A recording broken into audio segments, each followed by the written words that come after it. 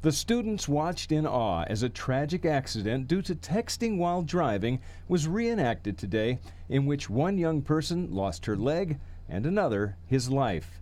The cooperative effort between Zero Fatalities and Weber State University School of Nursing was both realistic and graphic. The National Safety Council estimates drivers using cell phones cause 1.3 million accidents per year, and texting behind the wheel to be as, if not more dangerous, than driving while drunk. We go all over the state doing presentations in high schools, and people get it.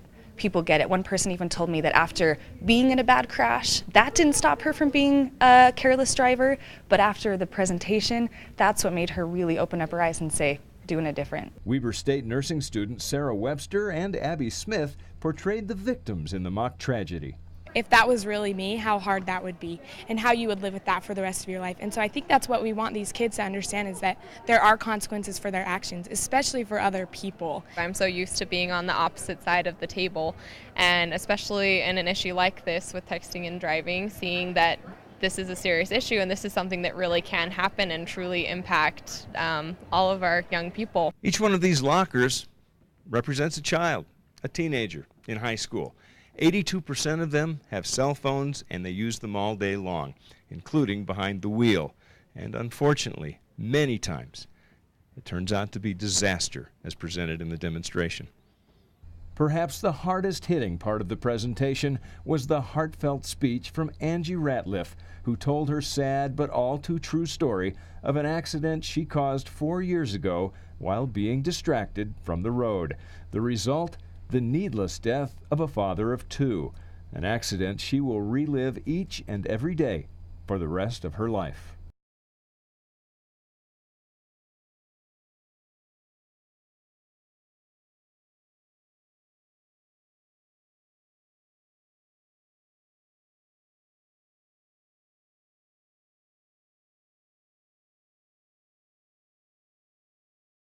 The family of the deceased, though devastated, took a lenient stance toward Angie, who paid a fine and completed a significant amount of community service. Yet 4 years later, and expecting her second child, Angie continues her efforts to tell her story with hopes of preventing any future such heartbreaking losses. Now that I've finished all my community service that I've served with the city, I want to present. I want to change how kids drive.